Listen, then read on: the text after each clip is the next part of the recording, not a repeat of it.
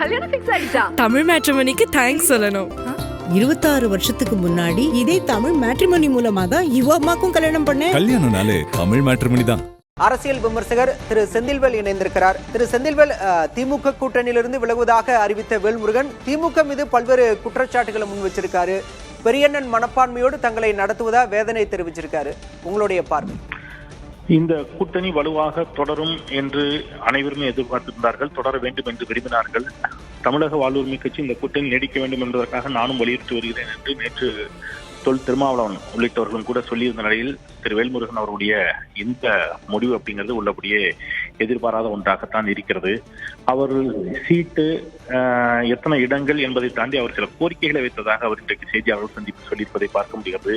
அந்த கோரிக்கைகளை பரிசீலிப்பதில் வட இந்திய அதிகாரிகள் அவர்களுடைய தாக்கம், அவருடைய ஆதிக்கம் உள்ளிட்டவற்றை பற்றி அவர் பேசியிருப்பதையும் செய்தியாளர் சந்திப்பு பார்க்க முடிகிறது.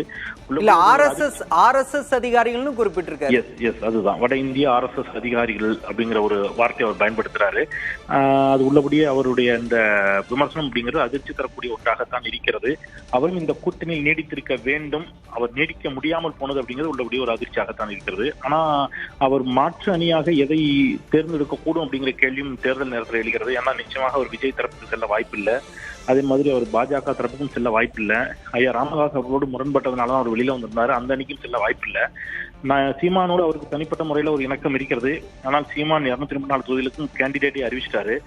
ஸோ ஏதோ ஒரு இடத்துல அவர் அதிகபட்சமாக தனித்து பெரும்பாலான தொகுதிகளில் போட்டியிடக்கூடும் என்று எதிர்பார்க்கிறேன். அவ்வாறு அவர் தனித்து போட்டியிடுகின்ற பொழுது அவருடைய வாக்கு சதவீதம் என்ன, அது யாருக்கு பாதகத்தை ஏற்படுத்துகிறது, யாருக்கு சாதகத்தை ஏற்படுத்துகிறது அப்படிங்கறத நம்ம தேர்தல் முடிவுகள்ல தான் தெரிய வரும். அவர் இந்த கூட்டணி நீடித்திருக்க வேண்டும், நீடிக்க முடியாமல் போனது அப்படிங்கிறது உள்ளபடியே ஒரு பெரிய அதிர்ச்சி தான். திரு செந்தில்வேல், வட மாவட்டங்களில் குறிப்பா வன்னியர் சமூகத்தின் முகமா பார்க்கப்படக்கூடிய வேல்முருகன் தனித்து போட்டியிட்டால் அது பெரிய தாக்கத்தை ஏற்படுத்ததா? ஏற்கனவே இப்ப கூட்டணியிலிருந்து விலகி இருக்காரு, இன்னும் தனித்து போட்டியிடுறப்ப திமுக கூட்டணிக்கு எந்த அளவு பாதிப்பு ஏற்படுத்தும்? இந்த வட மாவட்டங்கள்ல வன்னியர்களின் முகமாக வேல்முருகன் பார்க்கப்படுகிறார் அப்படிங்கறத எனக்கு சின்ன மாற்று கருத்து இருக்குது. ஏன் அப்படின்னு கேட்டீங்கன்னா, வேல்முருகனும் ஒரு தமிழ் தேசிய தளத்தில் இயங்கக்கூடிய ஒரு தலைவர் தான். அவர் வெறும் வன்னியர் சமூக மக்களுடைய பிரச்சனை பற்றி மட்டும் பேசல, அவர் ஈழத்தமிழ் பிரச்சனை பேசியிருக்கிறார், பிற்படுத்தப்பட்டோருக்கான இடஒதுக்கீட்டை பேசியிருக்கிறார், ஒடுக்கப்பட்ட மக்களுக்காக பேசியிருக்கிறாரு. அப்போ தமிழகம் முழுவதுமே ஒரு தாக்கத்தை ஏற்படுத்துன்னு சொல்றீங்களா? அது உங்க விருப்பமா இருக்கலாம். அவருடைய பலம் என்ன அப்படிங்கிறது அவருக்கு தெரியும்.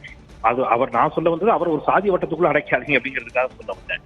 அவர் ஒரு சாதி வட்டத்துக்குள்ள, வன்னியர் அப்படிங்கிற வட்டத்துக்குள்ள அவரை அடைக்காதீங்க, தலித் அப்படிங்கிற வட்டத்துக்குள்ள திருமாவளவன் அவர்களை அடைக்காதீங்க. அந்த சாதி அரசியல்களுக்குள்ள தாண்டி அவர்கள் எல்லா தரப்பு மக்களின் பிரச்சனைகளையும் பேசியிருக்கிறார்கள் அப்படிங்கிறத அவங்களுடைய செயல்பாடுகளை குறை மதிப்பீடு செய்யாதீர்கள் அப்படிங்கிறதுக்காக நான் அதை பதிவு பண்ணேன். அவருடைய பலம் என்ன அப்படிங்கிறது அவருக்கே தெரியும், அவருக்கு நன்றாக தெரியும். அவருடைய பலம் எந்தெந்த பகுதிகளில் இருக்குது அப்படிங்கிறது தெரியும்.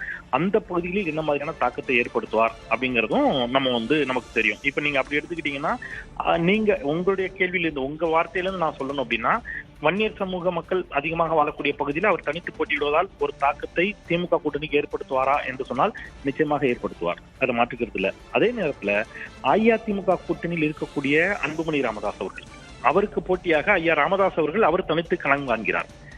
அப்போ ஐயா ராமதாஸ் அவர்கள் பெரிய ஆளுமையா, ஐயா அன்புமணி பெரிய ஆளுமையா, ஐயா வேல்முருகன் பெரிய ஆளுமையா அப்படின்னு நீங்க எடுத்தீங்கன்னா யார் பெரிய ஆளுமை நீங்க நினைக்கிறீங்கன்னு நான் உங்களுக்கு முடிவுக்கே விட்டுறேன்.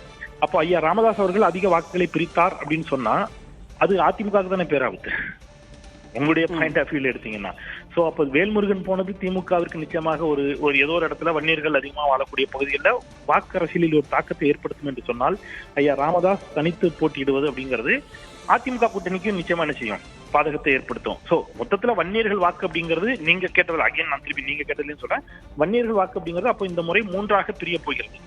அன்புமணி அவர்கள் பக்கம் கொஞ்சம் ஒரு குறிப்பிட்ட சதவீதம் போகும், ஐயா ராமதாஸ் அவர்கள் பக்கம் ஒரு குறிப்பிட்ட சதவீதம் போகும், திரு வேல்முருகன் அவர்கள் பக்கம் கொஞ்சம் ஒரு குறிப்பிட்ட சதவீதம் செல்லும் என்று வருகின்ற பொழுது, இந்த மூவரில் வன்னியர்களுடைய ஆதரவை அதிகம் பெற்றவர்கள் யார் அப்படிங்கிறது ஒருவேளை தேர்தல் முடிவுகளில் நமக்கு தெரிய வரும். இந்த தேர்தல் முடிவுகள் ஒருவேளை அதை உணர்த்துவதாக இருக்கக்கூடும்.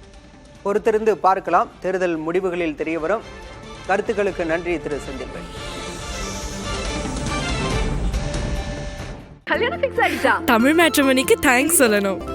26 வருஷத்துக்கு முன்னாடி இதே தமிழ் மேட்ரிமோனி மூலமா தான் இவ அம்மாக்கும் கல்யாணம் பண்ணேன். கல்யாணம்னாலே தமிழ் மேட்ரிமோனி தான்.